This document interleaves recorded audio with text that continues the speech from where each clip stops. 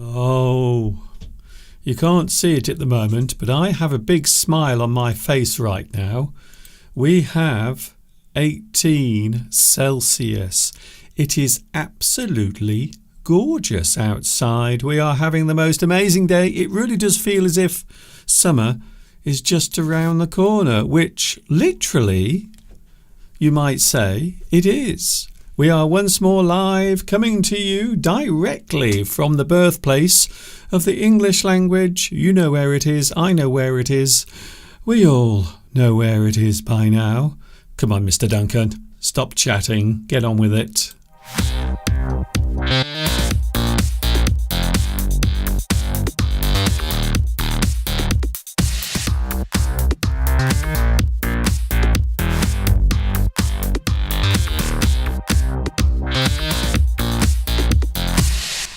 You can ring my bell, ring my bell. Oh, there you are. Hi everybody, this is Mr. Duncan in England. How are you today? Are you okay? I hope so. Are you happy? I really hope you are feeling good today on this bright, sunny day here in England. It is glorious. Good news for people who like the sunshine. Bad news for people like me who suffer from hay fever. It is not good news for me. Fortunately, at the moment, my hay fever is not too bad, although over the next few days I have a feeling it might become quite annoying, to say the least. Talking of annoying things, my name is Mr. Duncan, and I live in the birthplace of the English language. Not a lot of people realise it is very easy to forget that England is the birthplace of the English language. The clue is in the name, I suppose. So I teach English. I talk about the English language. I've been doing this for quite a long time. How long, Mr. Duncan? How long have you been doing it for? I will tell you. 18 years. Last week, YouTube celebrated its 20th anniversary. This year, I will celebrate my 19th anniversary. So all of that coming up later in the year. So just to give you an idea, just to give you a clue to how long I've been doing this for. Do I enjoy doing it? Now there is a good question. Of course I do. I love doing this. It gives me a lot of pleasure. One of the most pleasing parts of doing this, of course, is receiving your messages, your beautiful messages and comments of support. I always appreciate hearing from new viewers and even people who've been watching for a very long time. I received 2 lovely messages last week. One from someone who says, Mr. Duncan, I was in 8th grade at school when I started watching your English lessons. Now I am working and everything I have, my career, everything, I owe to you, Mr. Duncan, which I have to say is lovely to hear. That is the reason why I do this, to help you with your English.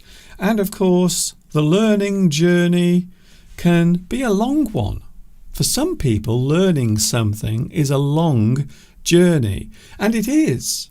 It is long. And sometimes it is difficult. Just like anything we do in life. At the start, it is always difficult. There are hardships. When we talk about hardships, we are talking about difficulties. Things that might push you back as you try to move forwards. Hardship, difficulties, things that hold you back or push you back. But that is it, you see, that is the name of the game. Learning anything takes time and patience. You cannot rush the journey, because you might stumble on the way. Doing something too fast, doing something without concentrating can slow you down. But it is still fun, I have to say. Even for me, over the past 18 years, I've had to learn many things. I've had to understand the way certain things work, the way things function. New things will come along, and sometimes I am not prepared for them. So whatever you do in life, there will be always things that come along to push you back or to hold you up. The secret, of course, is to keep going. Don't stop. Don't let anything get in your way.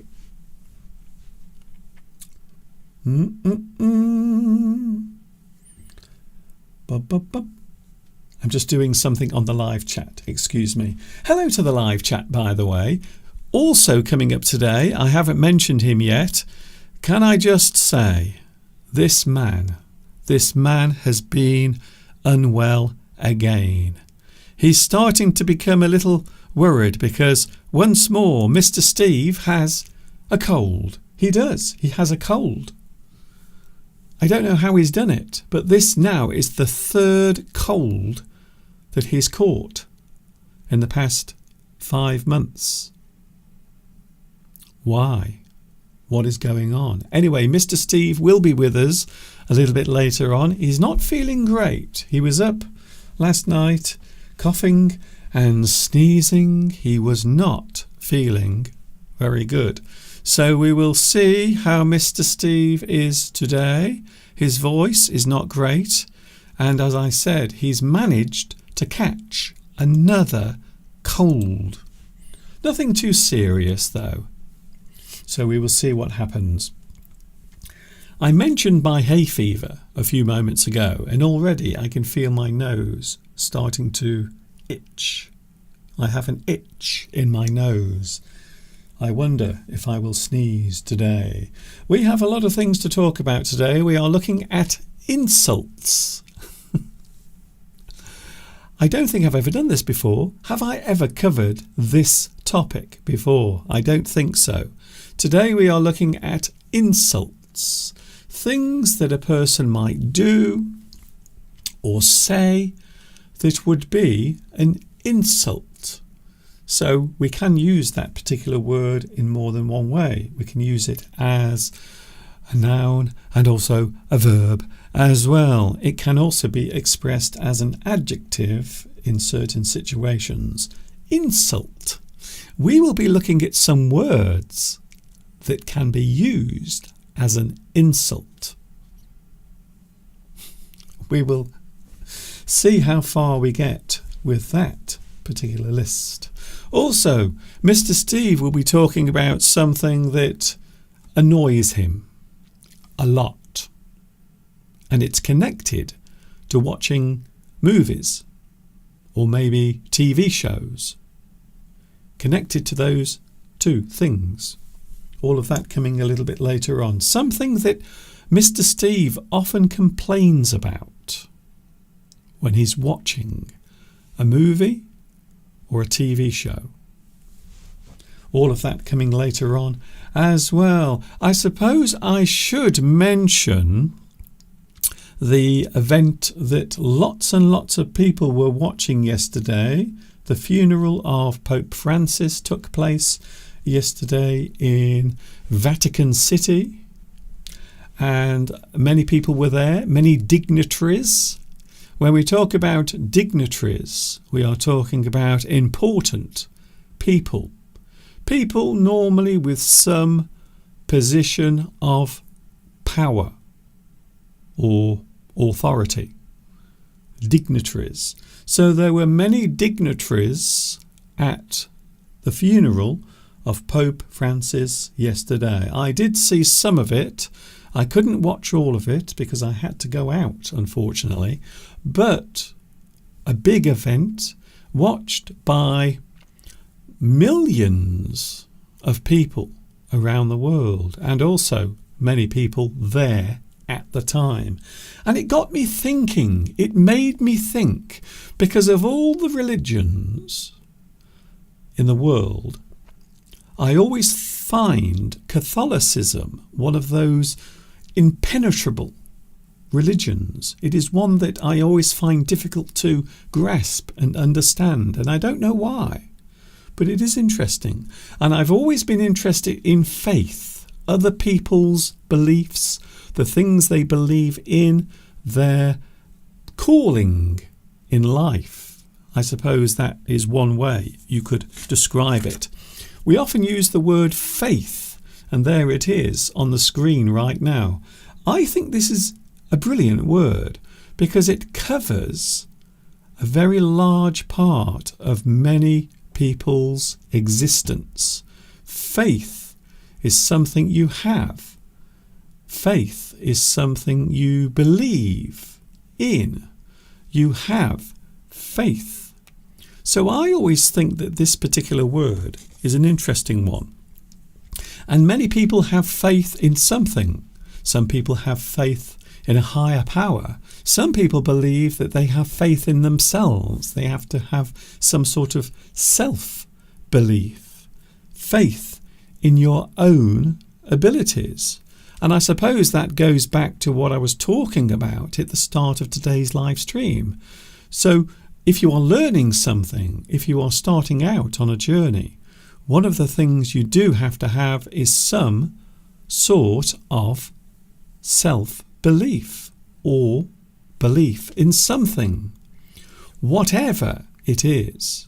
If it gives you support, if it gives you help, if it gives you encouragement or comfort, then it is something that we might describe as faith. There are, of course, many religions, many beliefs. I always find the Catholic religion quite interesting in the fact that some of the beliefs are very what I call Old Testament. And when we talk about that, we talk about the harsh punishments, the beliefs in what I often call the fire and brimstone. Punishment, purgatory, those things. It's a very, very strong religion and a belief that many people have around the world. Mr. Steve and myself, a few years ago, we went to a Catholic funeral, and all I can say is it was the most emotional experience I've ever had, ever, in my life. The music, the singing, and it went on for a very long time, but the music was really stirring, emotional. And I have to say, afterwards, I was outside after the funeral finished, and I felt really emotionally drained by the whole experience. So if you've ever sat through, if you've ever attended a Catholic service of some sort, especially funerals, they are incredibly emotional events. They really are. So it is something that we often think of in our daily lives. And I would imagine yesterday many people were thinking about it because of the events over the past few days concerning the Pope. And of course, now we have the search for the new Pope. Already, many people are making their own guesses. They are wondering what will happen next. Will it be another leap forward? Will it be another step into the unconventional way of doing things? We will see. Leap of faith. So we are talking about faith. Leap of faith. I love this expression. Quite often in life we have to do something where we are not sure what the outcome will be. We don't know what will happen if we do that particular thing. Sometimes we have to make a leap of faith. You step forward. You're not sure what will happen, but you have some belief that that thing is a good choice. It is a thing that is good to do. You have a leap of faith. It's rather like stepping into the dark. You are not sure what will happen. The only thing you have is your self-belief, your belief in yourself or your belief in something else, helping you along your way. So I find those things really fascinating, and people often say, Mr. Duncan, that seems very strange because you don't have any religious beliefs. You can be interested in things. I was not around 1,000 years ago. However, I am still interested in history. History is also fascinating. It's interesting, even though I don't have any direct connection to those things. However, you can still be interested in them. So my interest in belief, religions, buildings connected to religion. I love visiting old churches, old monasteries. They are fascinating places, especially when you think of how long some of those buildings took to actually construct. Sometimes many, many years to build. So those things are fascinating and they are interesting, I have to say. So you don't have to be religious to be interested in belief or faith. I think we all have it deep down inside. Even myself, I sometimes think there is a little glow of spirituality even inside me. I know there is. I know we all have it. It is that thing that carries us through our existence. Something that helps us along our way. A guiding light, if you will. Everyone has their own way of looking at that particular thing. So I thought that was an interesting point to make as we are in a rather historical moment of time, especially if you are a Catholic. Of course, there are many other religions. I know out there before anyone says. I know there are other religions as well. Please don't start typing your comments in capital letters telling me, because I know. Definitely, I am very aware of it. Very much so. I still can't believe how wonderful the weather is today. We have the most amazing weather over the next few days as well. I might go and visit somewhere next week and do some filming. I might record some new lessons. I might go out and about. And I know that is something many of you think as well. Hello to the live chat. I haven't said hello to you yet. Hello you.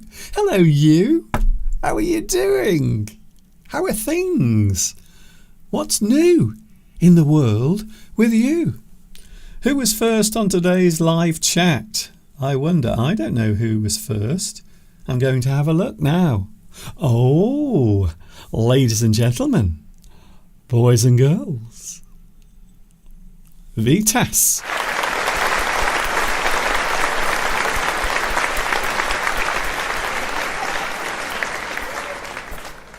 Vitas, well done. Congratulations. You are numero uno today. In second place, we have Beatrice. Hello to you as well. Flower is here. Also, we have the one, the only. You know who I'm talking about. It is Luis Mendez. Is here today. Hello, Luis. Nice to see you back as well. We are approaching 1 month away from the Paris rendezvous, and we have some new people joining us on the 1st of June. If you would like to be there as well, then guess what? You will have a chance to do just that. If you would like to meet myself, if you want to meet Mr. Steve, why, by the way, why would you want to meet Mr. Steve? I have no idea why you would want to do that. And of course, you might have the chance to meet some other English addicts as well in Paris on the 1st of June.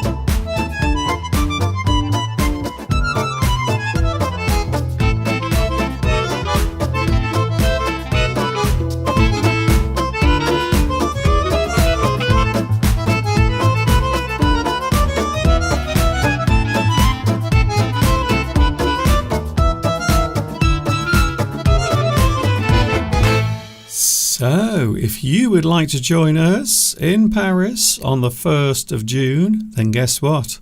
You can if you want.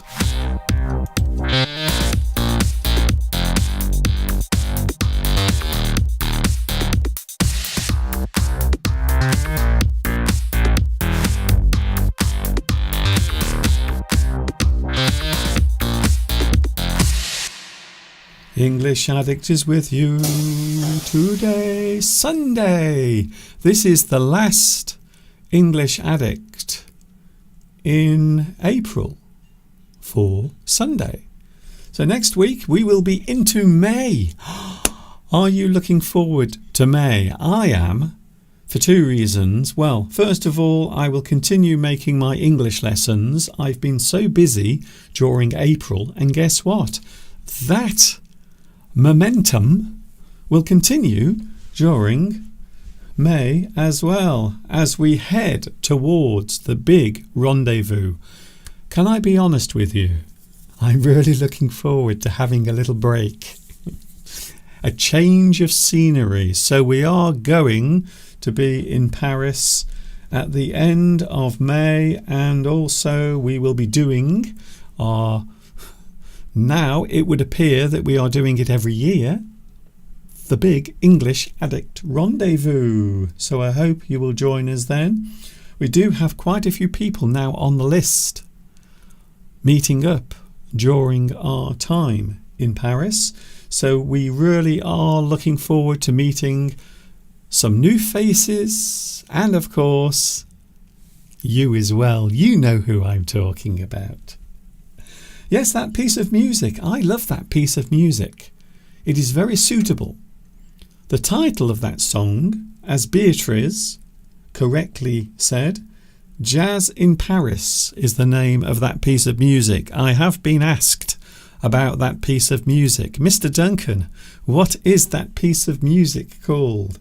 The title is Jazz in Paris. Coming up in a few moments, he will be with us today. We have lots to talk about. We are looking at insults. We might even use some of those things as well, some of those insult words. Oh, Mr. Duncan, that sounds very daring. Well, it might be. And of course, coming up next, he will be with us here in the studio, but please be gentle with him because he's not very well. He's not feeling very well today. He's a little under the weather.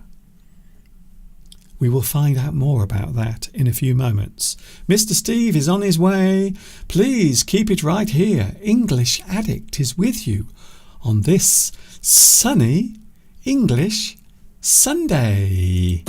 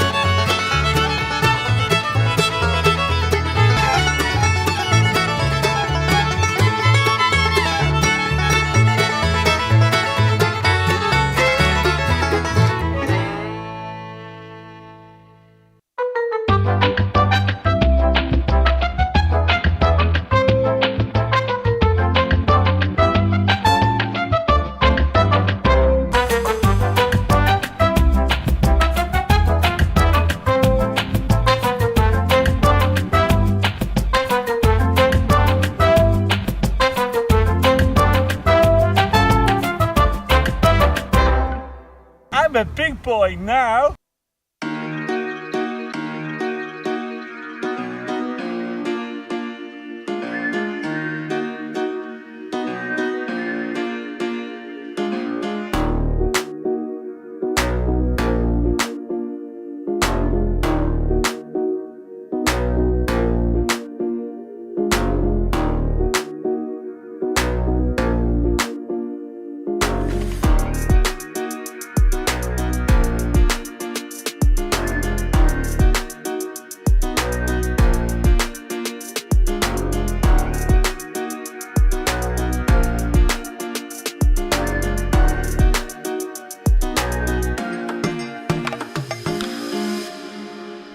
This is English Addict, coming to you live today from the birthplace of the English language.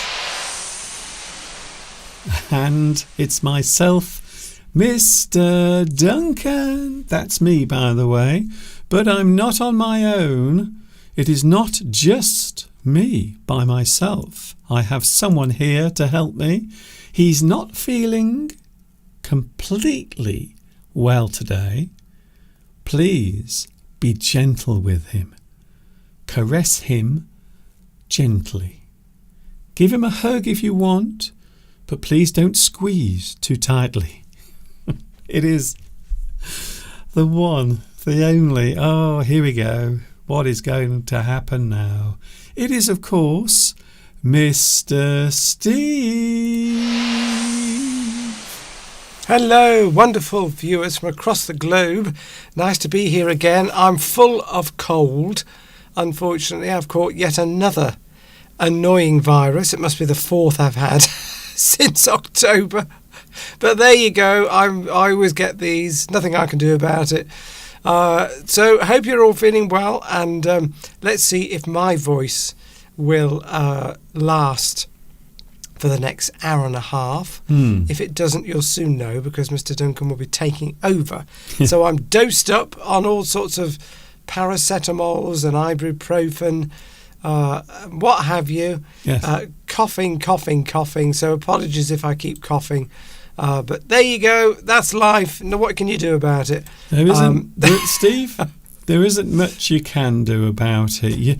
Some people, as they go through life, they seem to have things happen to them, and quite often there is no explanation for it. I know. And you seem to have one particular thing that happens to you quite often, and that is catching the cold, the common cold. Even though I remember when we first met, Steve, 36 years ago, I still remember one of the first memories I have of you is you looking really unwell, blowing your nose, sneezing, and looking generally under the weather. So for me, seeing you having a cold is not very unusual. Perfectly normal. I've tried everything over the years.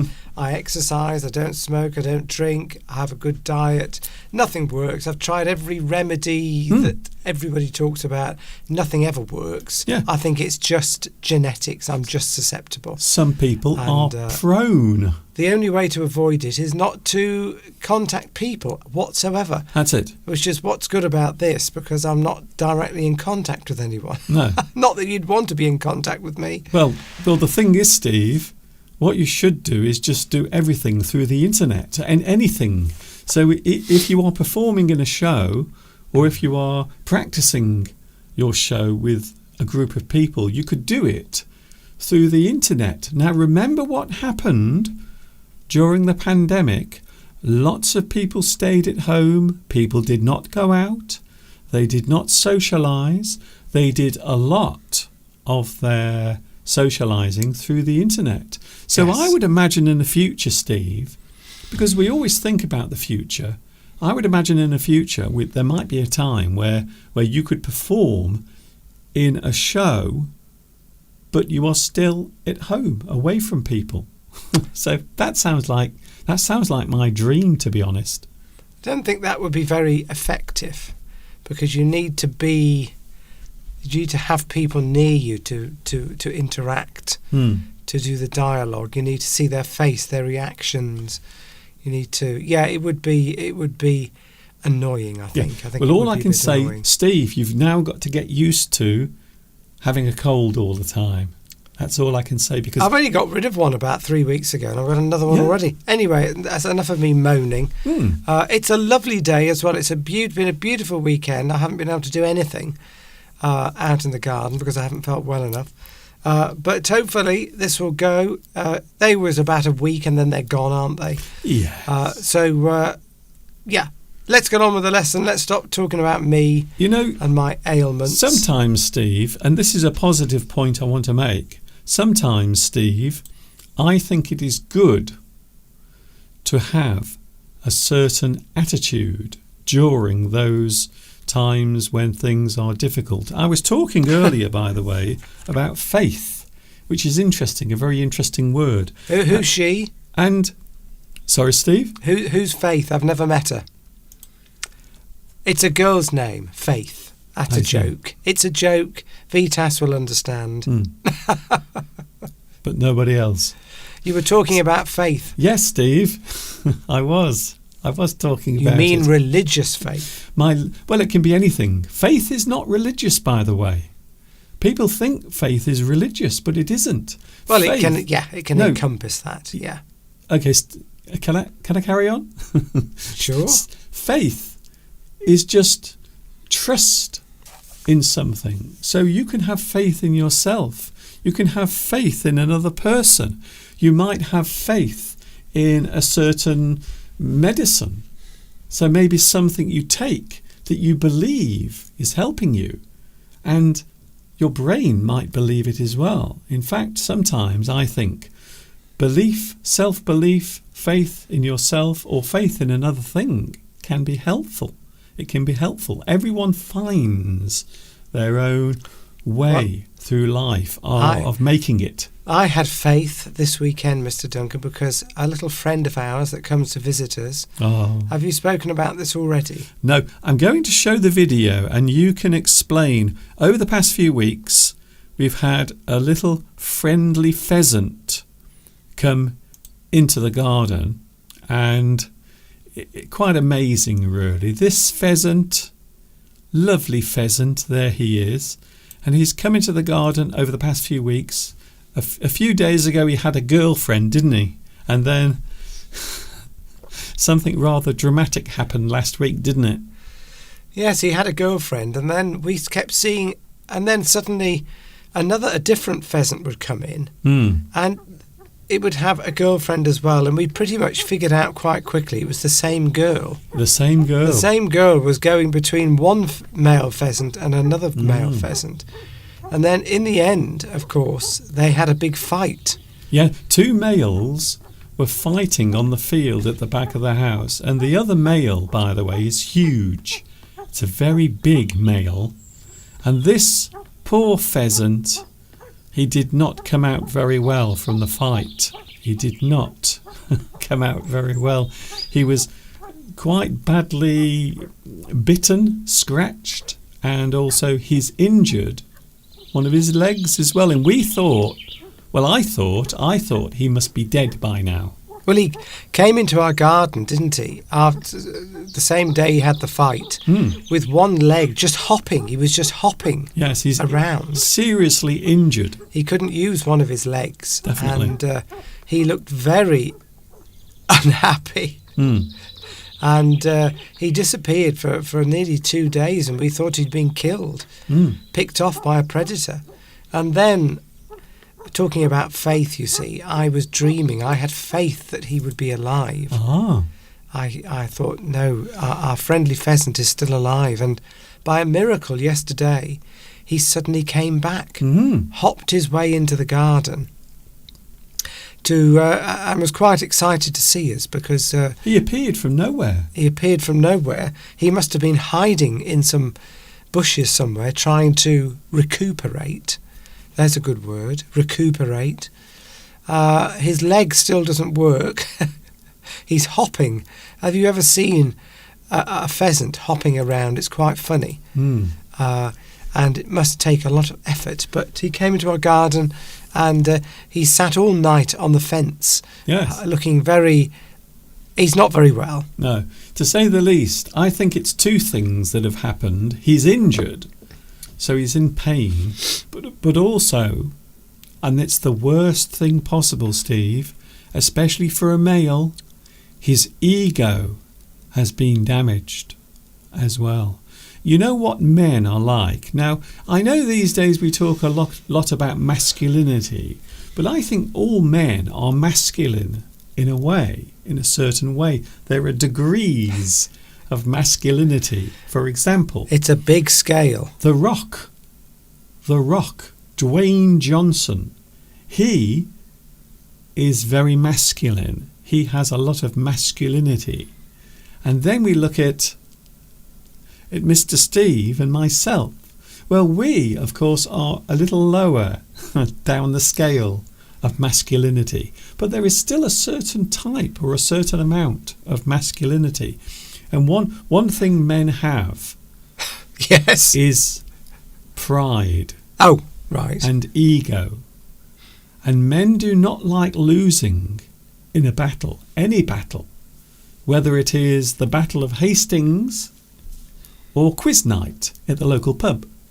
Men do not like losing in battle, especially when it's concerning a lady or a lover.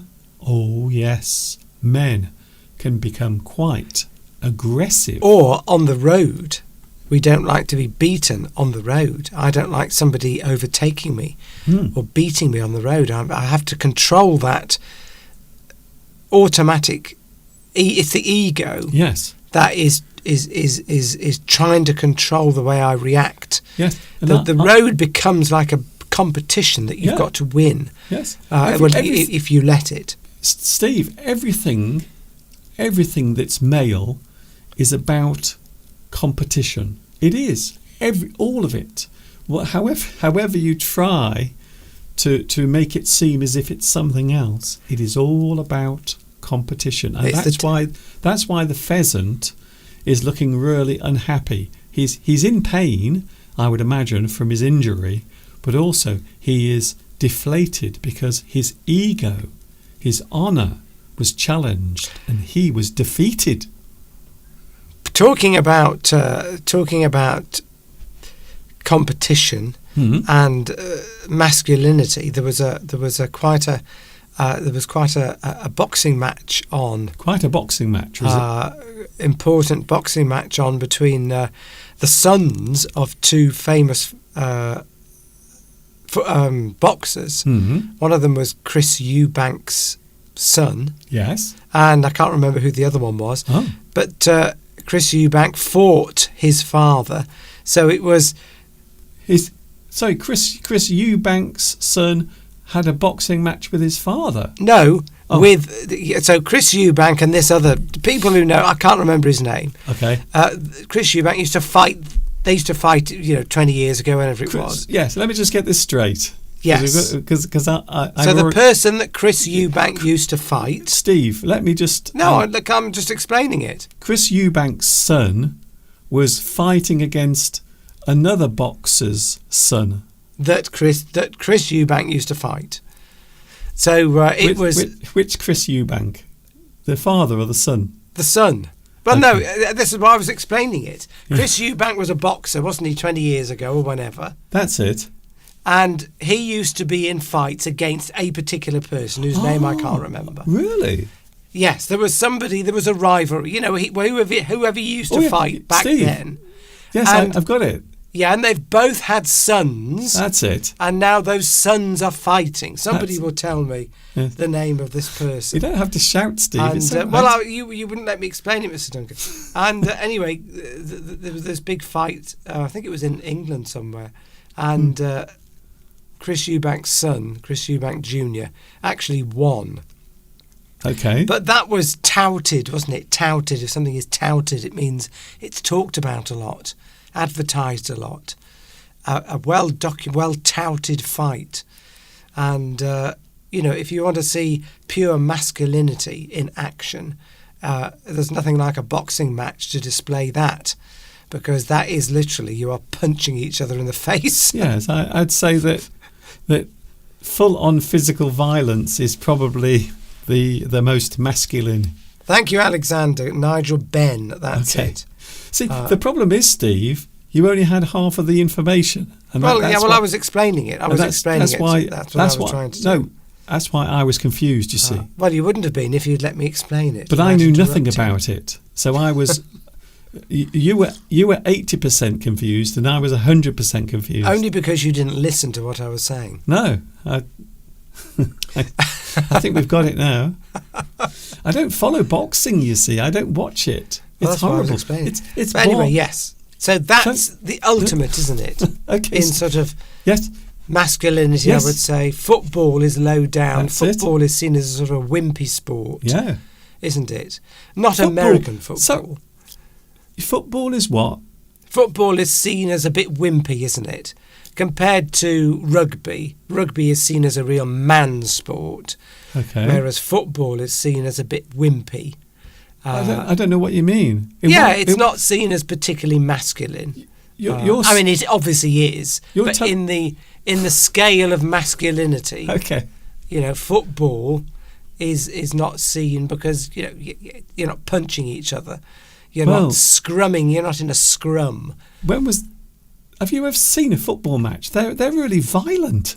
Yeah, they can be, but on the scale, I'm talking on the scale. Okay. People always say, footballers are a bit wimpy, because they're always moaning and complaining, aren't they? What do you mean by wimpy? That's the bit I'm having difficulty with. Wimpy means that it's not that massive. You know what a wimp is? A wimp. Well, wimp is a weak, effeminate, a weak person. Yes, but I'm just saying that's how football is seen. It's often seen like that compared to rugby Yes. or to American football, which is seen as more rough and tough and tumble.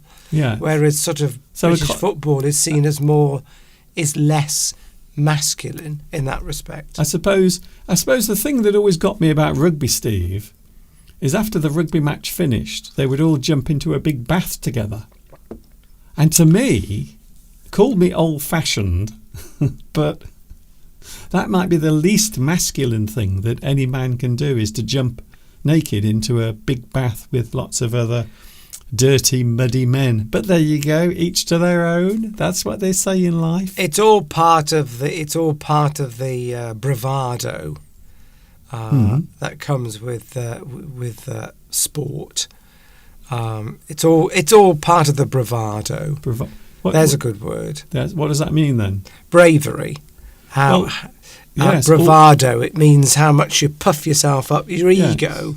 Well, it's also the affectation of being brave. So you can appear to be brave, but you're not. So even that, there is a type of masculinity where a man will pretend to be masculine, but really he isn't. And I think that's a good point you've just made there, Steve. Without realising it, you've actually done it.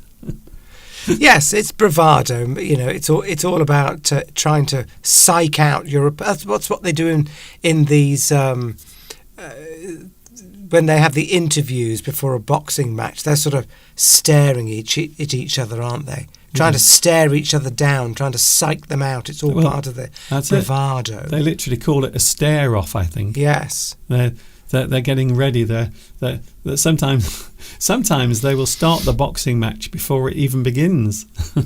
They're psyching out their opponent, trying to weaken them psychologically. Because as we know, that's it. When it comes to sport, the psychology behind it is just as important as your physical ability. Yeah. Probably more so. Well, I think this all goes back to the pheasant. So I think this links in very nicely with what we saw going on at the back of the house. Two pheasants fighting. They were both males, and they had to, each of them, prove their masculinity. They were fighting over a girl. Of course they were. And no doubt she was watching somewhere, getting all excited about it. But our pheasant was very, very brave because he was much smaller than his counterpart, his opponent, or counterpart, you could say. That's a synonym in a way. Your opponent or your counterpart. He was much smaller. We think younger. But he was still brave enough to take part in the fight. And unfortunately, he lost. Looks like he's broken his leg or sprained it. I think he's pulled a muscle. He's pulled a muscle, but in a week's time, hopefully he will be back to normal and he can go off and find himself another female. And we will feed him up as much as we can. Yes. But there you go. That's nature. It's very brutal out there. Well, nature is.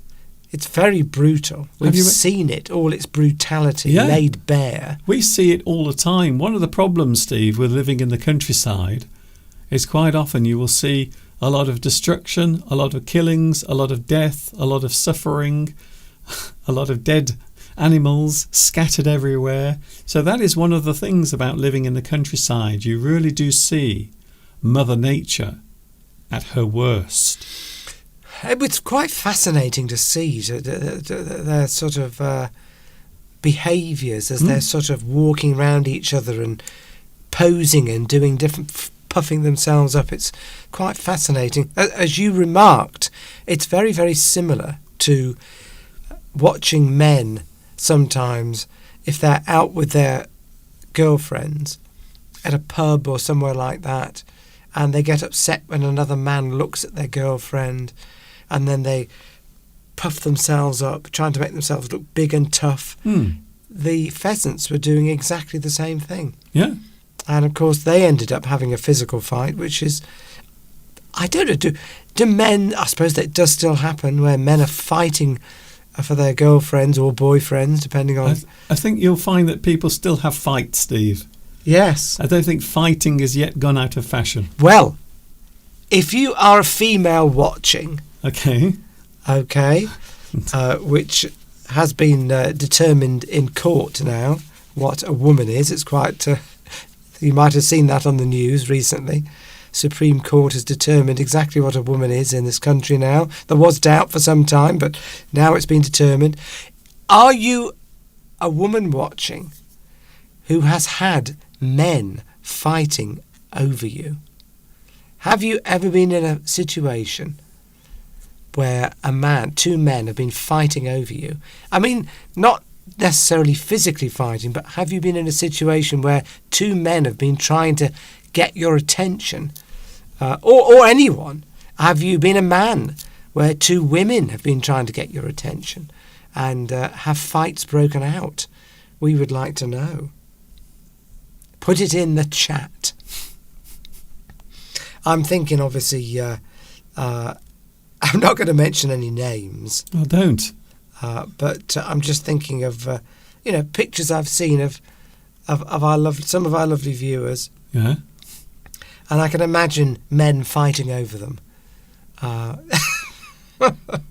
But we'd like to know, have you ever had men fighting over you? And what was it like? Did you get a thrill out of it? And what happened in the end? Yeah. Did you pick the winner? Well, of course, some animals, Steve, will fight to the death. So certain birds, robins are lovely birds. They look so friendly, but they are the most violent of all the garden birds that we get here in this country, because they will literally fight and fight and fight until one of them is lying on its back with its feet in the air, basically dead. Dead. It doesn't get much more basic than that when you think about it. So have we... Christina says, what about women wrestling? Women's wrestling. Yes. Well, I would imagine a lot of men enjoy watching women wrestling. I think they enjoy watching. I'm not sure. Yes. Yeah. The average, I'm just imagining, but well, maybe some men would get excited by women wrestling. I would imagine they probably prefer to watch women playing tennis. No, Steve, I think women wrestling is probably more exciting than women playing tennis, to be honest with you. I know, but in terms of, I'm just remembering, going back to school days. Really? Going back to, if men like to watch women playing tennis because they're always quite pretty, slim, aren't they? Women playing tennis. It's quite a. I mean, it can be quite aggressive, but it's quite nice to watch women playing tennis. I can imagine, that. Can I just ask you, how much cold remedy, how much medication have you taken today? I've taken all of them. I'm dosed up to the eyeballs, I think Mr. so. Duncan.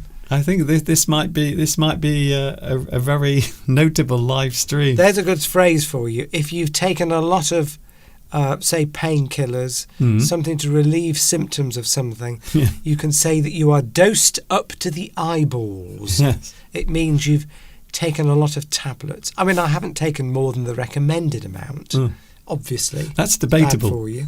That is definitely debatable. But why am I behaving differently, Mr. Well, I Duncan? think watching tennis, having the choice, Steve. Now imagine that you're a masculine man full of hormones. If you were going to watch a tennis match or women greased up, rolling around, fighting and wrestling. Now, I think the men would prefer to watch the female wrestling. Well, just in case one of them, I know, they might actually kiss. You see, the type of women. I'm not being judgmental here, but the type of women that would do wrestling, they're not likely to be the most svelte, most. They're going to be sort of quite tough. They're probably not the sort of girls that the average man would want. What, are you saying they're fat? No, I'm just saying that, a woman wrestler is not going to. You know what I'm saying. You know what I'm saying. I would imagine it will take a certain type of man to be attracted to a woman wrestler. Whereas I think somebody like, let's think of Chris Evert from the 1970s. Oh my God. Let's think of Raducanu, is it? Who is the British tennis player that's been touted around a lot? Well, she's hot. Well, that's it. That's what I mean. No, and quite generally. often, women tennis players are hot in that respect. I meant she's current as well. She's very she's popular. current. So, and the outfits. Let's face it, the outfits that women wear for playing tennis are quite. They show off a woman's figure quite nicely. So I'm just saying, compared to a woman wrestler, I would say there's more chance of the attractive, slim girl wearing a nice short skirt playing tennis is going to be probably more attractive to the average man. Talking averages here. I don't want to be, I'm not saying there's anything wrong with a woman wrestler. Okay, no. But, This might be the most amazing conversation. Elegant, says Christina. Yes. This might be the most amazing conversation we've ever had on our live stream. I'm going to have to clip this and save it and have it playing to me every night as I go to sleep. It's amazing. Okay, all of that because of I'm the not being pheasant. judgmental in any way, shape or form. No, Steve, we're not saying you are. No one has said that. And no men are giving their opinion, so they obviously think, well, I've got to keep my mouth shut here. I'd imagine most men just don't care. Because they don't want to upset any women on the live chat by saying anything. But anyway. Palmyra says we have a Lithuanian-American girl. She's famous fighting champion. She's a nice name, and her name is Rose Namajunas. And she's I would imagine she's popular with the females and the males. Well, Vitas says, yes, rhythmic gymnastics. Well, yes, again. And again, what? I don't. Well, let's just say that stating things, and I don't know what you mean. Well, they show off the woman's figure, don't they? The outfits. Yes, I would say women would wear in gymnastics. Okay. Would be probably something that the average hot-blooded male would get excited about. All right, Steve, do you know why we're here today? No. We're teaching English. And we are teaching English. This seems to have strayed a long way. Right, let's get back on topic, Mr. Duncan. I wish we could. I really do. Siam is here, new from ChatGTP. I want to have a British accent. Well, you've come to the right place. Welcome. Welcome to us. You're getting a lot of new people from ChatGPT, aren't you, Mr. Duncan? I am, yes, because you know why? Artificial intelligence is very intelligent, and they know a good thing when they see it. So artificial intelligence, it doesn't matter who you use, they are all saying the same thing, that the best English teacher, the English teacher who is the most fun, the best in the whole world, is English Addict with Mr. Duncan. And Beatrice has corroborated what you've just said. Okay. So thank you for that. If you corroborate something, it means you give weight to what somebody else is saying. You're agreeing with them. You agree with what they've said, and you might give some more evidence to suggest that what that other person said is right. That's it. I corroborate what you've said. Oh my God. Often used in law. Yes. You corroborate someone's evidence. You are giving extra validity to that evidence. So welcome to CM or Siam. If you are new to this channel, Mr. Duncan's English Addict channel, we love to hear from you in the live chat. So please let us know. Yes. If you are new, you're watching, be brave like our pheasant was. You may feel overwhelmed by the people that put all sorts of very good and well-written comments into the live chat, but just put something. It doesn't matter. Be brave. Just write anything. Just write anything. Just say, hello, Mr. Duncan. I've never said hello. I'm saying hello. Just type. Just write. Just Just get your hands and just do this on the keyboard. Don't worry about it. I will try to read it out, even if it makes no sense whatsoever. I will try my best. English Addict is with you. It's myself, Mr. Duncan, and also Mr. Steve, who appears to be under the influence of some pretty strong cold medication. I'm under the influence of being here on the live stream, which always makes me feel better. Very nice. Today we are looking at insults. So I think this is a good subject today, because I might have to have some insults for Mr. Steve later. Not literally for Mr. Steve, but I have some words that can be used as insults. Are we going to trade insults? There's a good word. To trade insults. It might be on your list of things you're going to bring up on the screen. If you trade insults, it means people are insulting each other. One says something, somebody else says something back. You're trading insults. Yes, normally negative things. Negative things. Yes, not positive things. In a moment, we are looking at something that annoys Mr. Steve a lot. And this is something you said to me the other night. We were watching television and you said, "Do you know what annoys me, Mr. Duncan?"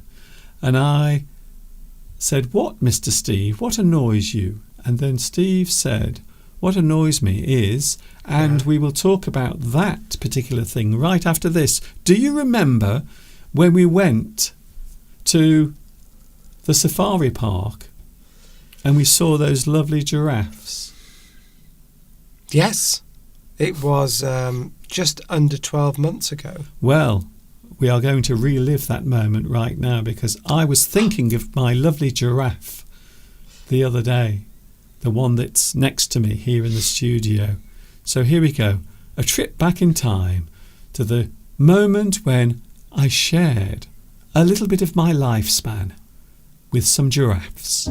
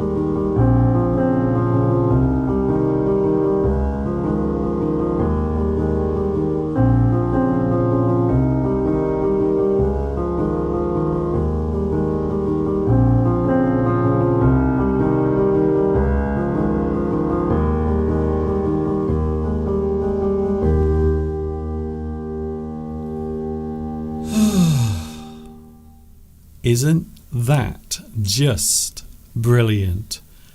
Our lovely time that we spent last August on my birthday. Mr. Steve took me to see the lovely giraffes and it was amazing.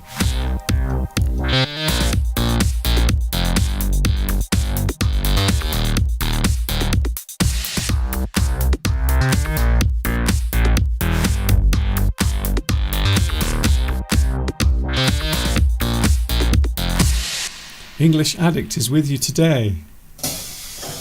It is myself, Mr. Duncan, and over there, the guy wearing yellow, it's Mr. Steve. That's what his name is. And we went all the way to Africa, didn't we, on your birthday, just to see those lovely giraffes. It was a bit of a busy day, I must admit. We had to get up early, and it was a long flight. We saw the giraffes and then came straight back. No, we didn't. We went to West Midlands Safari Park, which is about 40-minute drive from here. And I don't think anyone believed you, by the way. No, I was joking. Yes. VTAS will appreciate my joke. It was hilarious. Good. Wonderful. So what are we doing, Mr. Duncan? What are we going to talk about for the next 50 minutes? I've just said, haven't I? I've just told everyone that we're talking about something that annoys Mr. Steve. We were watching the television the other night. Sorry? Just the one thing. Yeah. Why? Are there more things?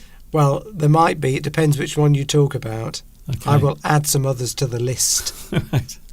I'm not sure if we've got that long, you see, to be honest. Mr. Steve, we were watching a TV show the other night, and this is something Steve has mentioned to me quite a few times whilst watching movies on television, or maybe just any TV show, normally where there is a lot of action taking place. And Steve said to me the other night, he said, sometimes, Mr. Duncan, when I'm watching things on television, if I'm watching a movie, I can't actually understand what they're saying. I can't understand any of the words, any of the dialogue. It all seems inaudible. Something that's inaudible is something that can't be heard clearly. So Mr. Steve often says, what are they saying? What are they saying in that movie? I can't hear anything they're saying. They are mumbling in movies. So this is one thing that you mentioned the other night, wasn't it, Steve? Yes, we were watching this programme, second series. Do we want to mention the name of it? No, I don't think it matters. Okay. I can't remember what it's called. It's a Star Wars spin-off programme.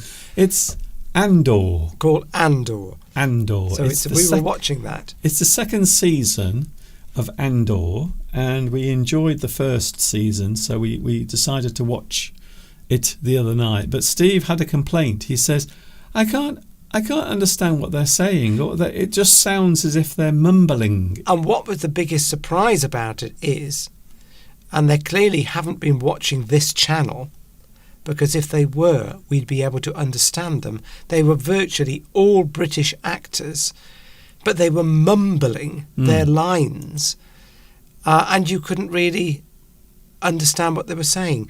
I don't think this is a trend that I've noticed in films that's crept in over the last 10 years or so. And I think it's because they think that the idea of acting now in a film is that these days is that they want it to seem almost very real, as though they were just talking to each other and having normal conversations with each other. Yeah, they refer to it nowadays as naturalistic. Naturalistic, but the problem is that doesn't work unless you're having a conversation with those people. To me, if you are acting on a screen, you have to project and pronounce your words a bit better so that the audience can understand it.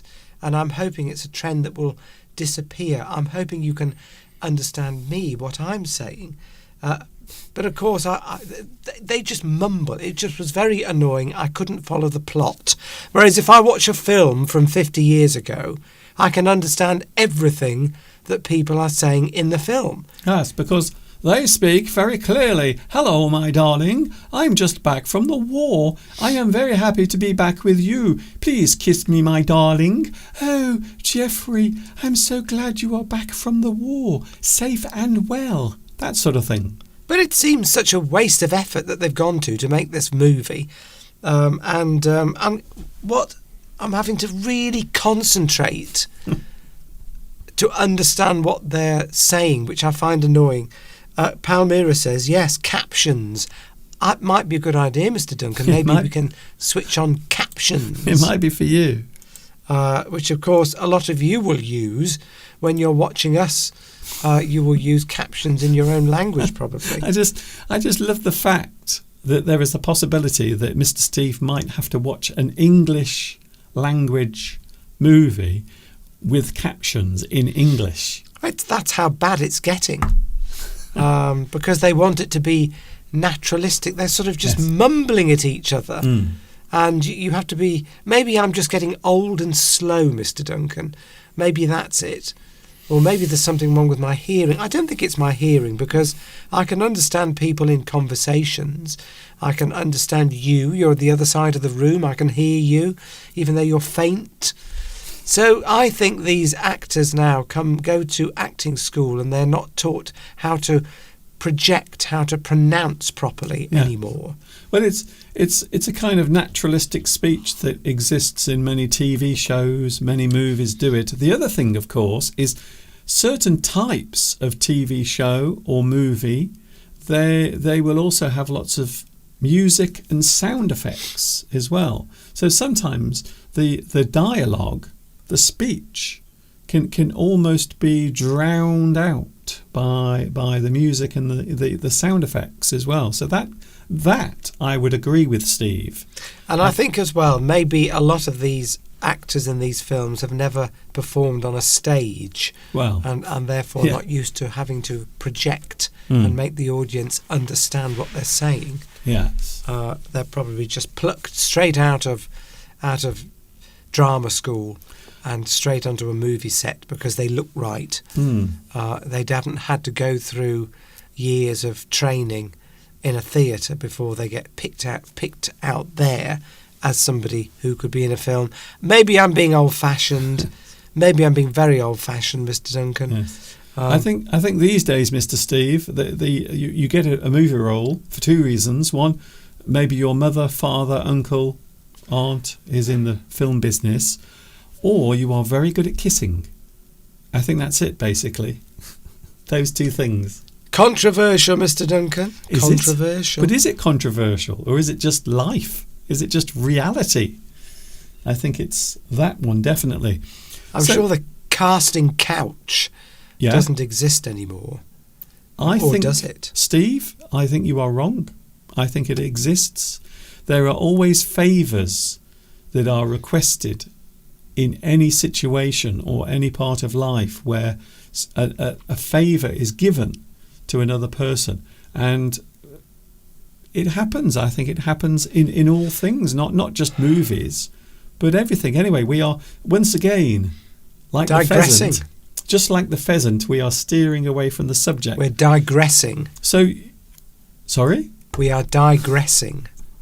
Okay, what does that mean? That means you're going off the subject. Yes, to digress means to veer off the subject. To veer off the subject and talk about something else instead of the subject you just said you were going to talk about. So something that we do quite often here on English Addict. Digress. Yes. Something we do quite often here on English. See, I think you are going deaf, Steve. I don't want to tell you that, but I think you are losing your hearing. No, I'm not. I can hear you perfectly here, but you say you can't hear me. Well, that's because I'm projecting, Mr. Duncan. You can hear me clearly. Okay. I can hear you, Mr. Duncan. I just pretend that I can't, so that I can interrupt you. Well, that puts a whole new spin on everything. I'm joking. Are you, though? I never know. These days, I can never tell if Mr. Steve is joking. Christina says, of course, and she makes a good point here, yeah. In action movies, there often isn't interesting dialogue. So you just want to see the action, which is probably... So actually, maybe the producers or the directors of the film aren't too bothered whether people can understand the dialogue because they know that all that people really want to watch is the action. Yes. You could well be right there, Christine. That's why most movies nowadays are brainless slop, just churned out. And most people don't even watch the movies anymore. They just have it on as something that's in front of them. And this is something we don't do, Steve. But you will be amazed how many people will watch television or watch a movie, especially at home, but they will also be on their phone as well. So they have their TV on, but they're also going through their messages and everything on their mobile phone. So there they are, sitting in front of the TV, watching a $200 million movie, but they're only really half concentrating on it because for most of the time they're just looking through their messages or just funny pictures of things. Yes. So movies these days are not made to entertain or to keep people engaged. They are just there as noise and movement. And I think if you look at what most movies are like these days, they are nothing more than noise and movement.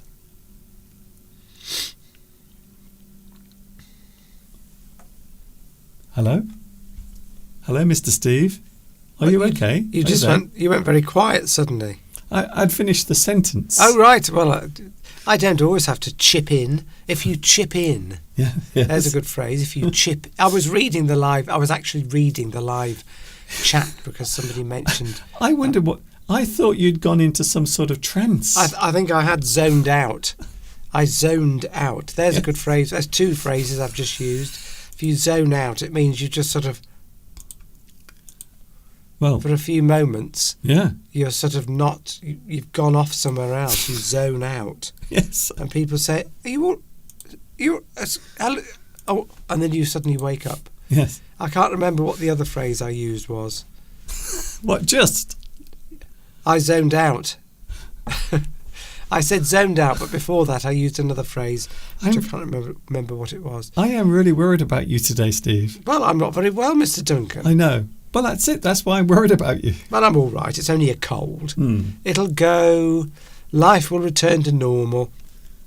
So the point we were making today was that quite often when you're watching TV or watching a movie, especially movies, I mean, a lot of people at the moment have been talking about Minecraft, the movie. But really, most people are going there because not to see the movie, but just because it is a social event. And some people have been rather crazy during the screenings of the Minecraft movie. So these days, a lot of entertainment isn't even entertaining. It is just noise and movement. That's it. That's what surprised me about this programme we were watching, Andor, that most of the actors were British with British accents. Yes. And we were struggling to understand what they were saying. Well, I wasn't. I was. Yeah, you were. I wasn't. So I could understand what they were saying. Well, I couldn't. So maybe it's me. Yeah. Maybe it's me. It's all over. Sorry, I didn't mean to insult you, Mr. Steve. Oh, did you see what I did then? Oh, we are talking about insults today. Insulting someone. You say something rude, unkind to a person or maybe a group of people or maybe an action of some sort can also be described as an insult, Mr. Steve. Are you giving me permission to insult you? Well, I thought you did that anyway. I wouldn't notice the difference, to be honest. So Mr. Steve is not very well, but it doesn't matter because I can assure you now, normally, Mr. Steve is incredibly lively and he is an excited person normally. And if you want proof, then watch this. You know what? Sometimes I never know what's going to happen next, and this is one of those times. Hi there, Mr. Duncan. How are you? How's everyone around the world?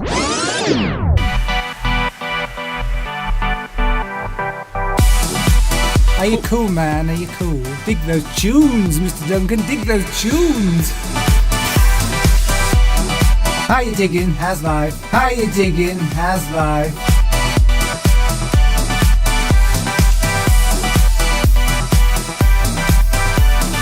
This is the new trendy Mr. Steve. How you like it? How you digging? How's life?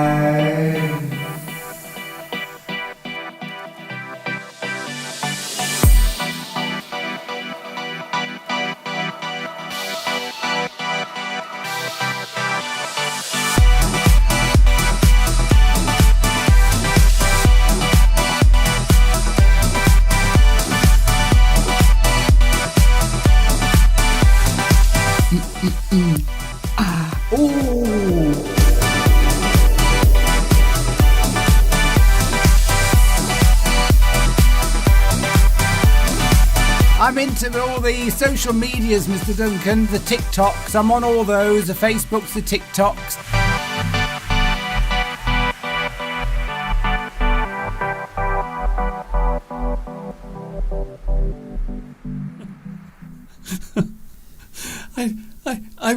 I literally don't know what to say to that.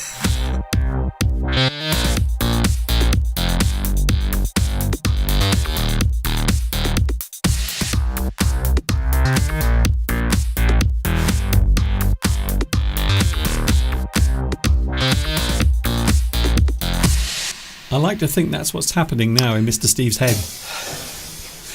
I like to think that's what's happening now in Mr. Steve's head. All of that craziness is going on, I think. Yes, I think I'd need drugs to do that again now, Mr. Duncan. Anyway, I looked about 20 years younger there. I don't know what was going on. But anyway, that was fun. And I hope you enjoyed that.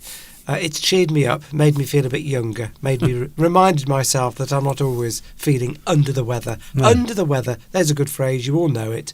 It means you're not feeling 100%. You're not feeling as well as you normally do. I think it's safe to say, Steve, you are definitely under the weather. I'm fine. It's good to be here. I'm always... You see, the thing is, when you've got nothing to do, and at the weekends, sometimes, we've got time on our hands. So that's spare time on your hands when you're not working, you're not doing things. And if you're not feeling very well and you've got nothing to do, you tend to start thinking about, you feel sorry for yourself. Why do I feel ill? Oh, my throat, oh, my head. That's definitely you. But when I'm on the live stream, I can't think about that because I've got to concentrate and not zone out. So therefore, I feel better because I'm not sitting there thinking, oh, woe is me. Oh, poor me. Even though you were doing that last night. I was doing that last night. Steve was saying, why?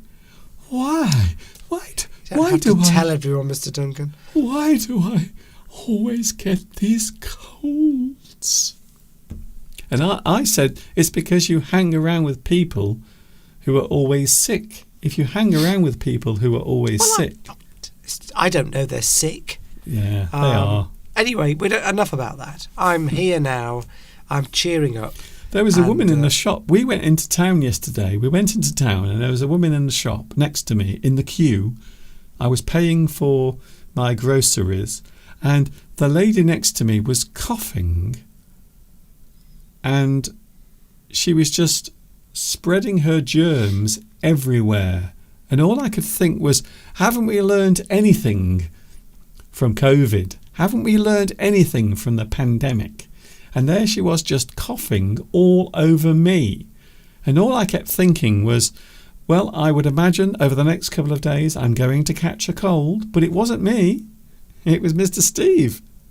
He's got his cold from Mr. somewhere else. Mr. Duncan very rarely catches my colds.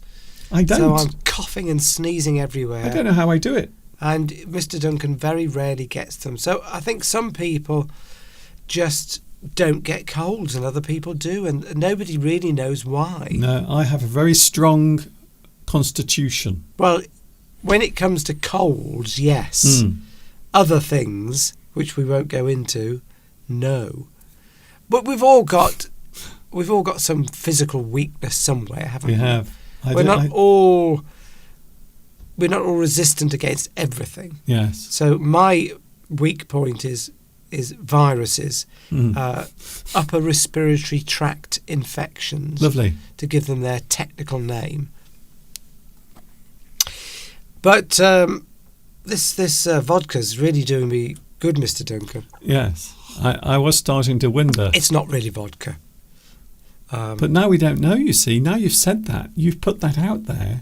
You've broadcast that statement. And there will be people now, no matter what you say, Steve, they will believe that you are drinking vodka because there is no way you can prove otherwise. No way, you see.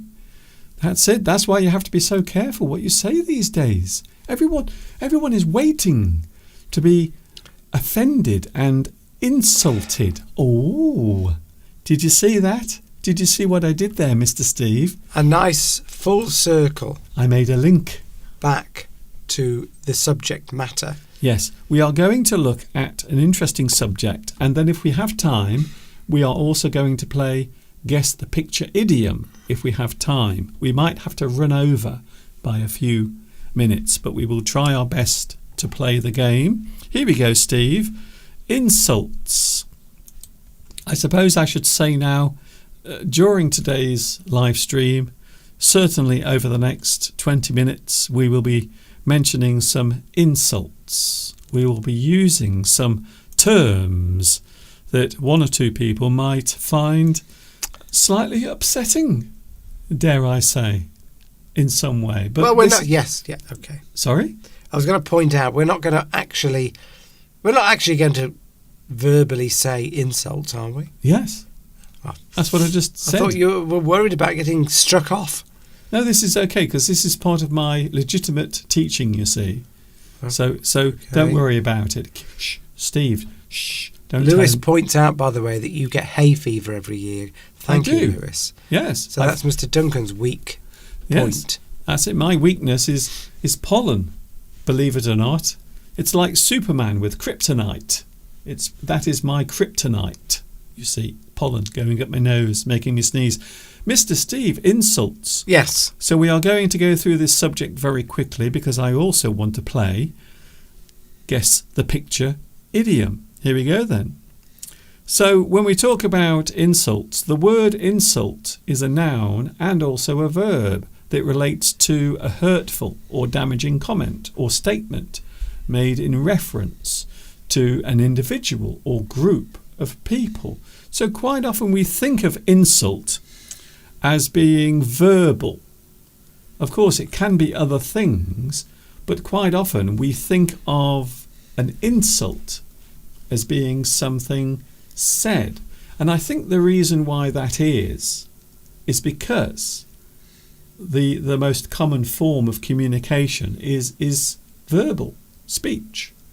So I would imagine there are more insults given and received verbally. So we often think of it as something that is related to speaking. An insult is a rude action or remark meant to harm someone's reputation or hurt their feelings. Can you read what is on the screen, Steve, there underneath? An insult was made, an insult was used, an insult is the action or words used. Yes. So an insult was made. You make an insult. That is to say, the action is making, because you are saying something, you are creating that particular sentence by speaking it. So you make an insult, or an insult was made. An insult was used.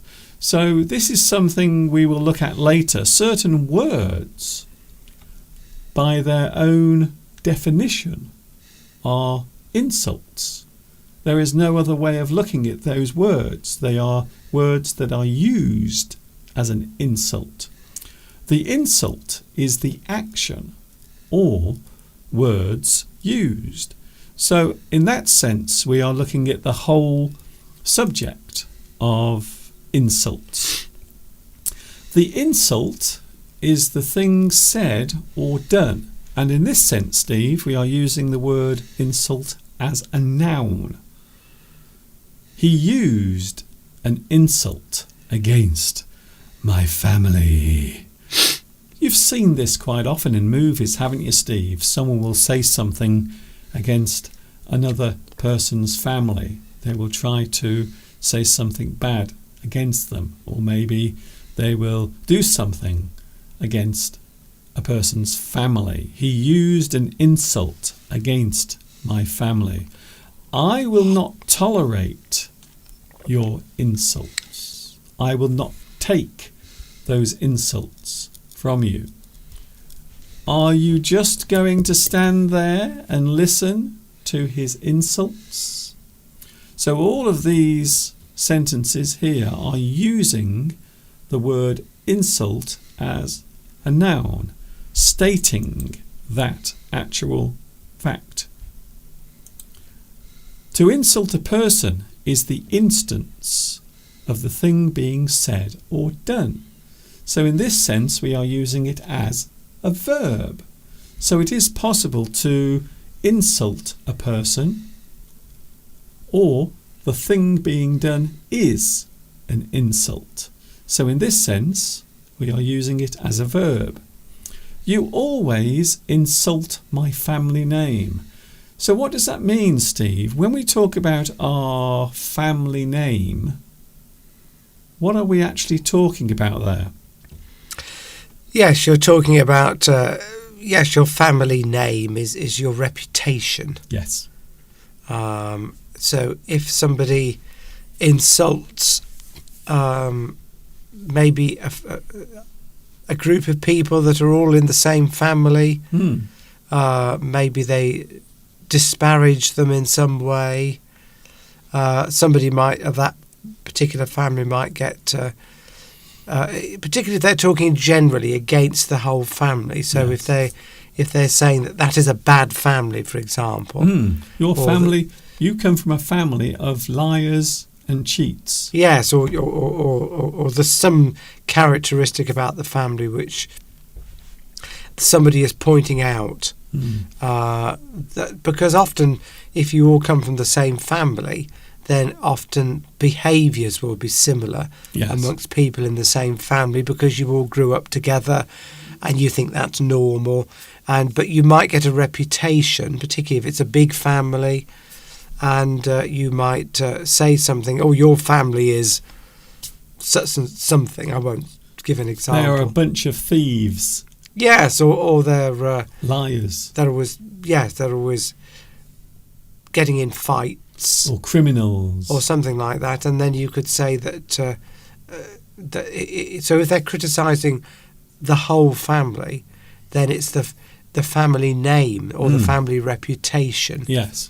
I mean, they might have a particular surname, but when you say that you insult my family name, it means you're insulting the family or everybody in that family. That's it. Their general reputation. So in that Yes. sense, the insult is directed, or it appears to be directed to the whole family as a group. I heard you insulting her family. I don't want to insult you, but I might have to. So these are all very good examples of the way in which we can stress or express insult in day-to-day life. A mean, and by that we mean unkind statement.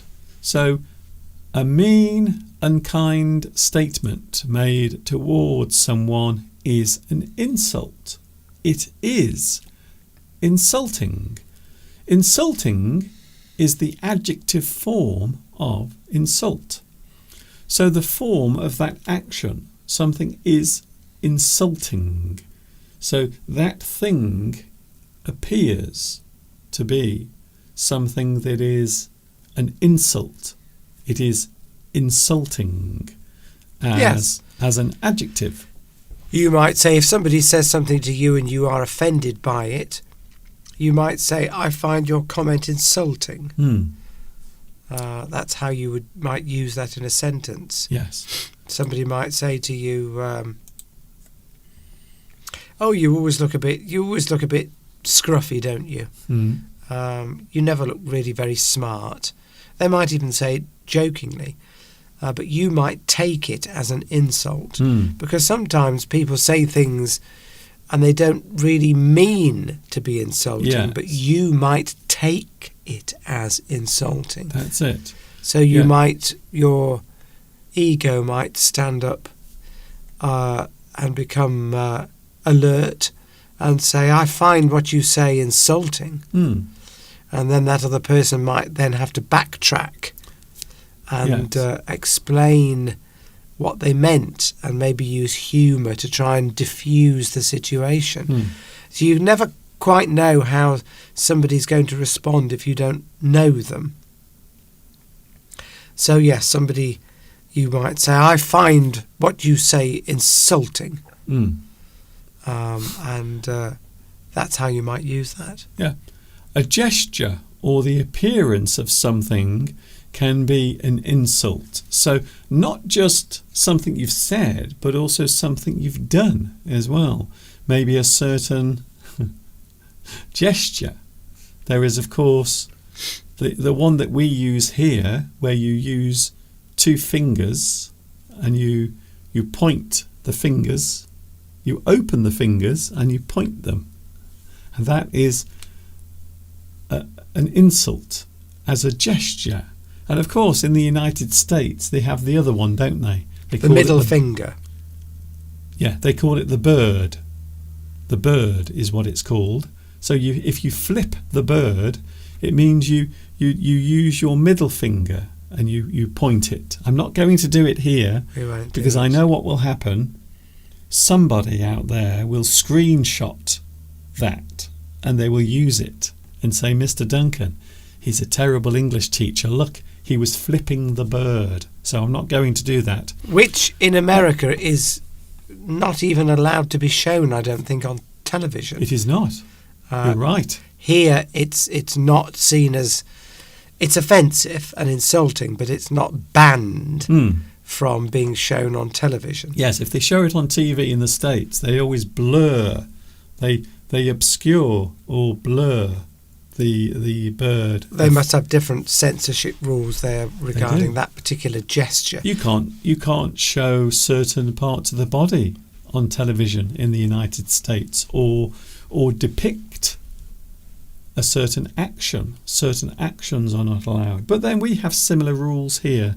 Aziz mentions that in Algeria certain words could be insulting in different regions. And that's true. You might use certain words, could become insulting. We've talked about gestures, which might be insulting to people in different regions or in different countries.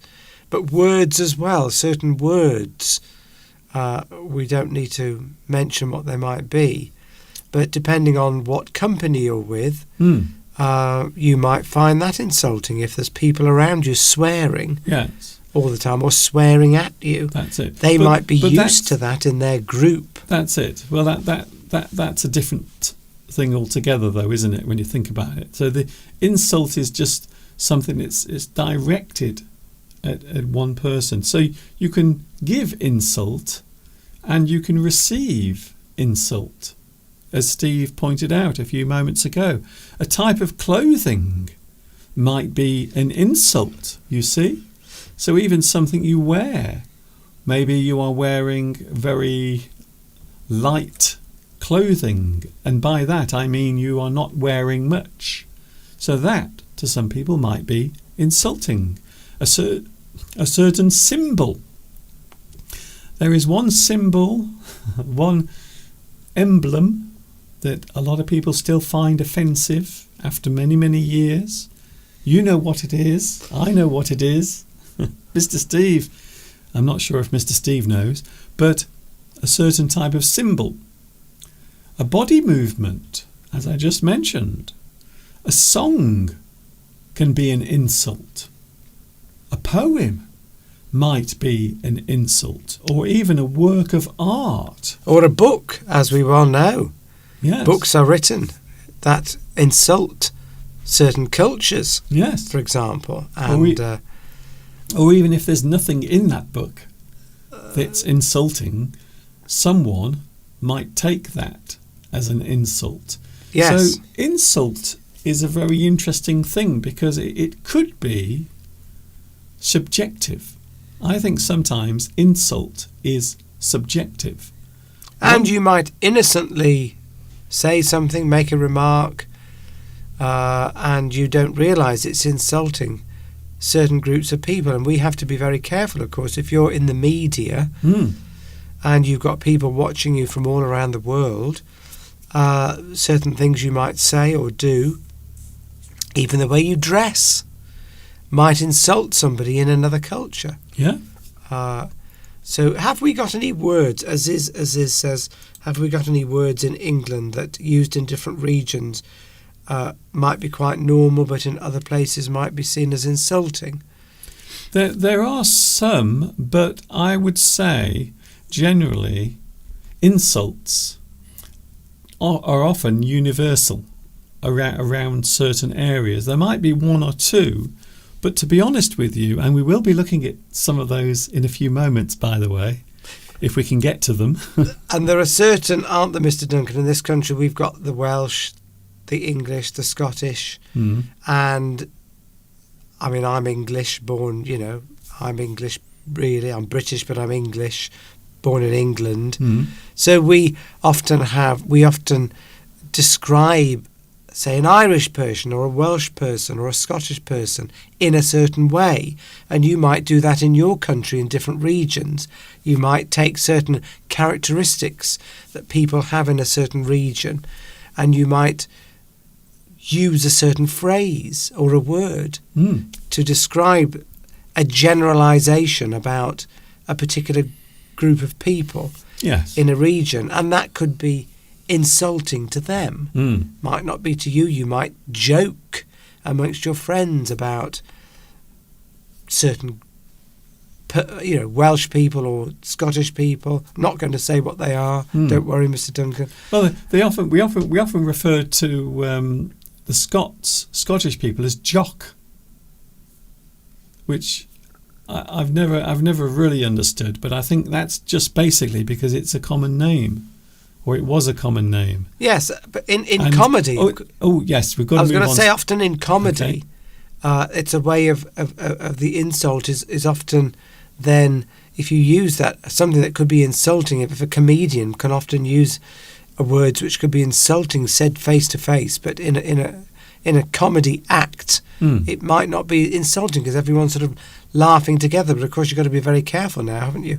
Yes. What you say, people get much more easily offended now. I mean, than they used to. Let's be honest. There are certain words and terms that you don't use in any situation. We all know what they are, so there's no need to say. Yeah, so but Elon Musk got himself into trouble, didn't he? Oh, okay, Steve. By using a certain gesture which would have insulted a certain group of people based on what happened in the Second World War. We all know what Elon Musk did at a rally. What, in the Second World War?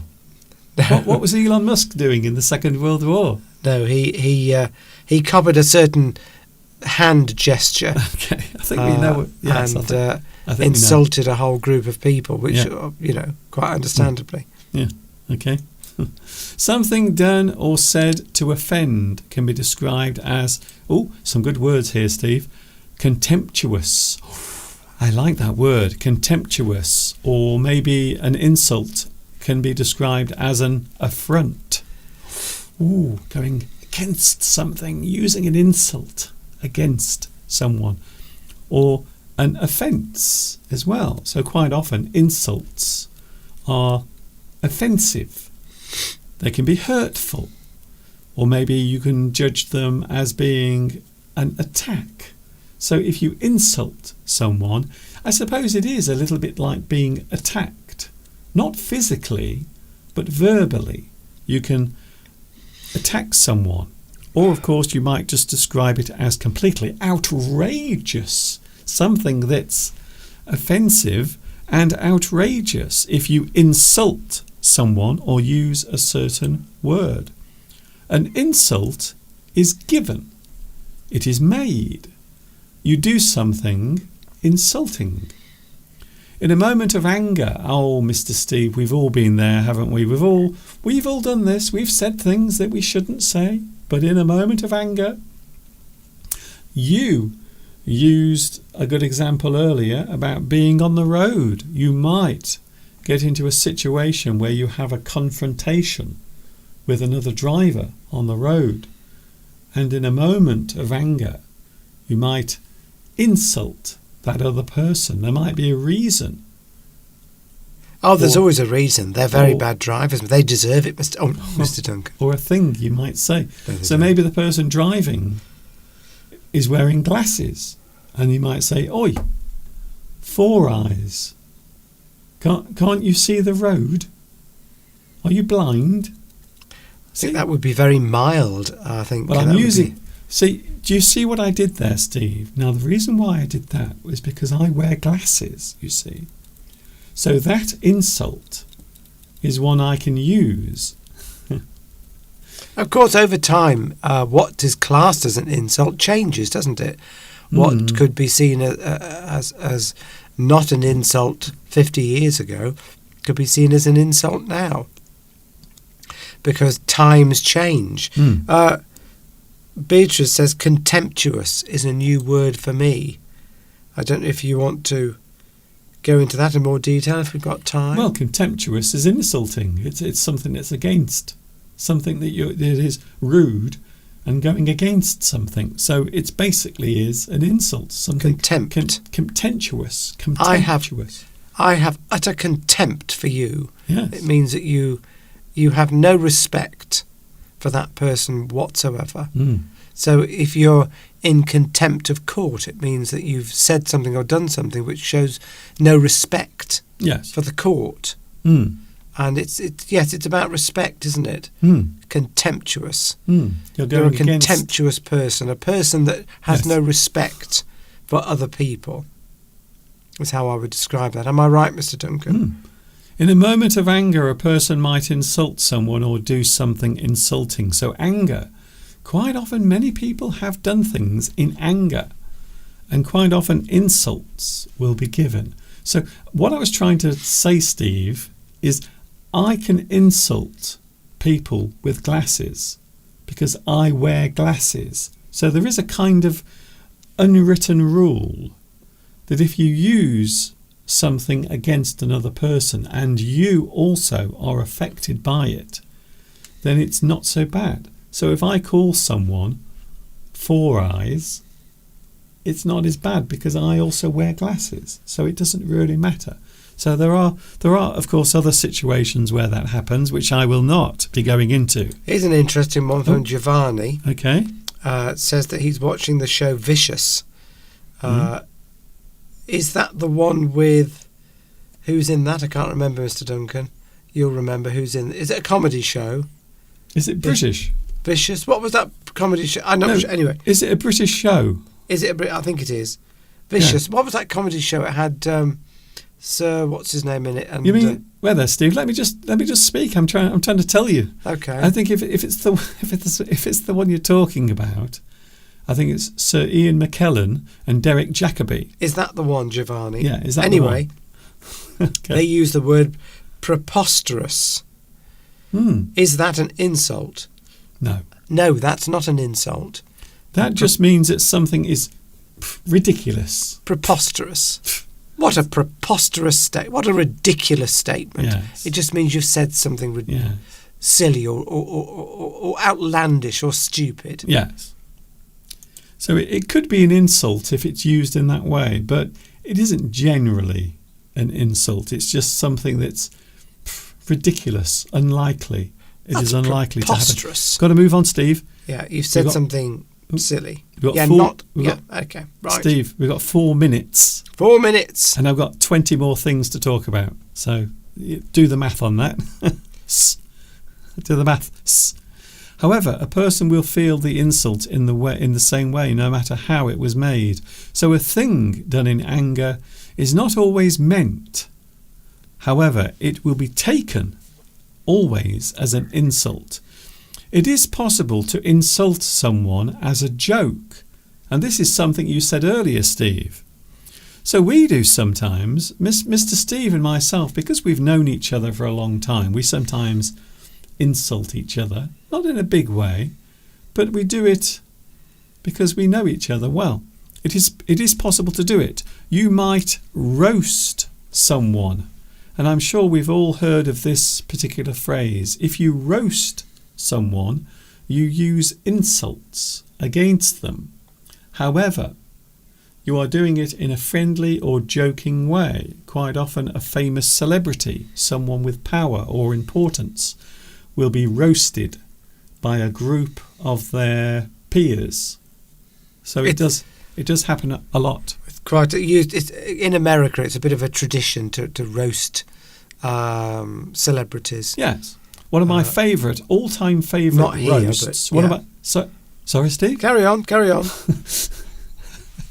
One of my favourite roasts has to be the roast of William Shatner. It is now the classic roast. If you've ever seen it, some of the things they say to him are so outrageous.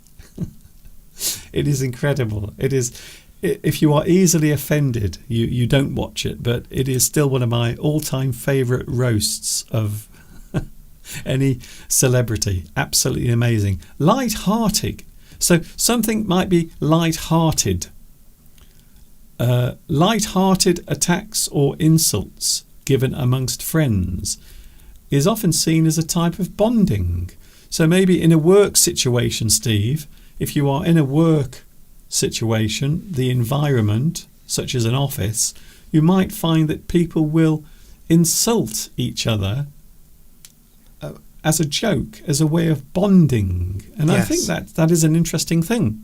Yes, but if you get those, if people say things to you like, I don't know, John's always losing his pens or something, I don't know, just trying to think of an example.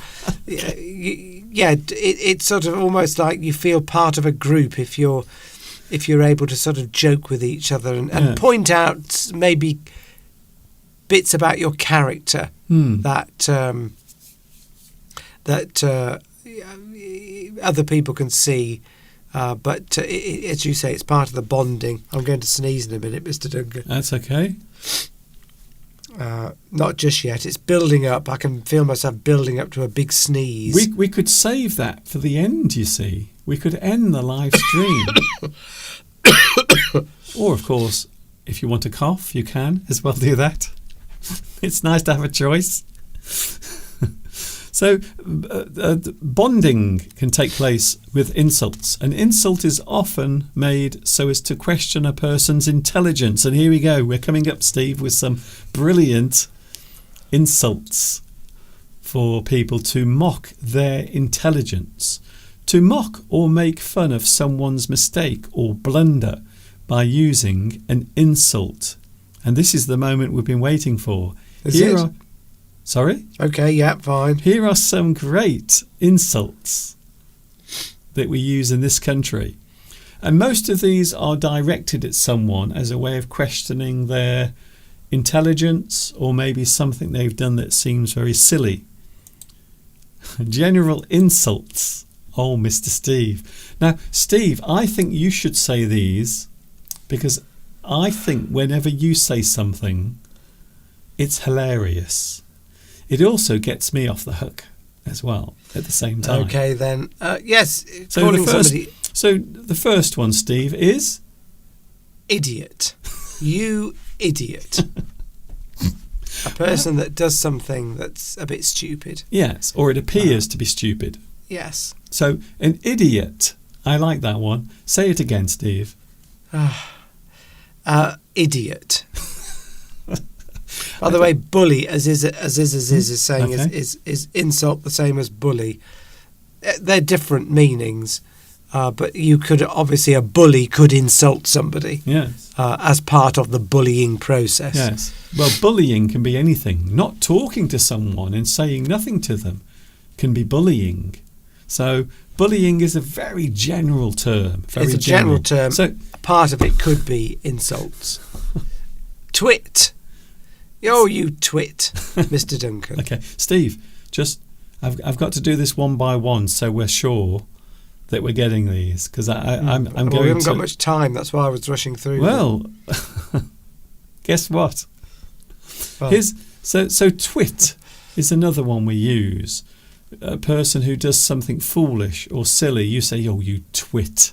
and you can say that about yourself. If you Yeah. get something wrong, you do something silly, you can say, "Oh, I'm a bit of a twit." You can say twit is less offensive than idiot. Yeah, but Idiot means it's quite offensive. Yeah, but yes, I think all of these are passable. To be honest, Well, I don't think calling somebody an idiot is pretty offensive. Well, I've been called very offensive. I've been called it many times, but then parents can be quite cruel sometimes. The next one, Steve. Oh, Burke.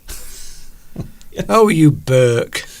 Oh. Yes, if you make a silly mistake with something, I don't know.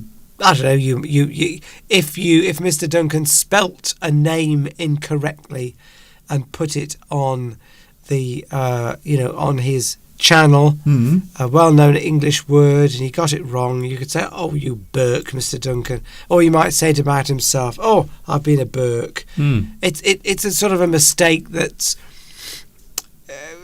is done through not concentrating. Yes. Well, It doesn't mean you're stupid. Can we just say that all of these words basically mean the same thing? So we don't have to explain the meaning of them because they all basically mean the same thing, which is a stupid person. So Burke. So these, we're just interested in the words themselves. Yes. Here's another one. Steve, the next one. Clot. Sorry? Clot. Yes. A person can be described as a clot. They all mean the same thing, but they've all got degrees of insult to them. Yes. I mean, yes, we'll point out the ones that are really insulting. Yes. A clot that just means you've made a mistake, a silly mistake. Yes. It's the same meaning as all the rest. Yeah. So a clot is just, again, a fool, a stupid person who's done something very silly. The next one, Steve. Wazzock. Wazzock is interesting because that is used in regions of England. I think you often find wazzock used in the north of England. So that one might be described as a regional insult. I think you're right. So it might be a common sort of mild criticism of somebody Yes. in a certain region, but if somebody said it to me, I'd be quite offended Yeah. by it. It sounds offensive. The next one. Prat. Sorry, Steve? Prat. Prat. Prat, yes. It just means somebody who's, again, made a silly mistake. Normally a person who is clumsy. So quite often we use the word prat to mean a person who behaves or some sort of physical thing they are doing. They are a bit of a prat. They are a bit foolish. Always making silly mistakes and joking around. Yes. Plonker. Plonker. That's a good one. Made famous by a certain show, comedy show from the 1980s. Which show is that? Del Boy. that- In the Reliant Robin. Okay. Is that the name of the show, is it? I don't know what the show was That's quite called. a long title for a programme. I think it's used a lot in the sort of London area, probably. The programme's Only Fools in Horses. Yes. You plonker. It means you silly person. Rodney, you plonker. You've made a silly mistake. Again, that's regional. Yes. It tends to be, the show was set in London, so we're assuming it's a London It's phrase. it's a kind of Cockney thing. Cockney phrase. The next one, Steve. Now, this one is quite offensive. If you call somebody a moron, it means that they are unintelligent. So in terms of degree from that list, idiot and moron are very similar. It means you're actually saying that person is of low intelligence. Just hearing Mr. Steve say that is brilliant. Those are quite offensive. In terms of degree, calling somebody a twit or a Burke is not... Yeah, you wouldn't want to be called that, but you certainly would not want to be called a moron. Yes. Or an idiot. I think moron is worse than idiot. Yeah, moron just means that you are intelligence. Yes. So that's generally what it means. But there was a very famous song I think it was the end of the 1970s, called Gordon is a Moron. And that was the name of the song. And all the way through the song, it says, Gordon is a moron. Gordon is a moron. And that was the name of the song. And it was very, very good. I'm sure you can find it on YouTube somewhere. And finally, dolt. Dolt. Dolt. It's a very old-fashioned word, this, but it has come back into fashion. You describe someone as a dolt. It basically means uneducated, a person who is uneducated, the proletariat, if you will. Somebody who is ignorant, an ignorant person, Mm. probably a dolt. It's not commonly used. Mm. The common ones are twit, Burke. Wazzock's not commonly used because it's regional. Prat is a very common one. Oh, you stupid prat. Oh, I've been a prat. Or I've been a bit of a Burke. I've messed up. You might have sent an email to somebody that you shouldn't have done by mistake. You sent it to the wrong person. And you say, oh God, I've been a Burke. I've sent that email off to the boss by mistake, and or I've been a bit of a bit of an idiot. Steve, can you read those words? Can you read those words one by No, one? because it's 4:05, Mr. Duncan. It won't take long. And I went, no, I'm not reading them again. I'm not feeling very well, and I want to go and have a cup of tea and a piece of cake and sit down. I just love hearing Mr. Steve say rude words.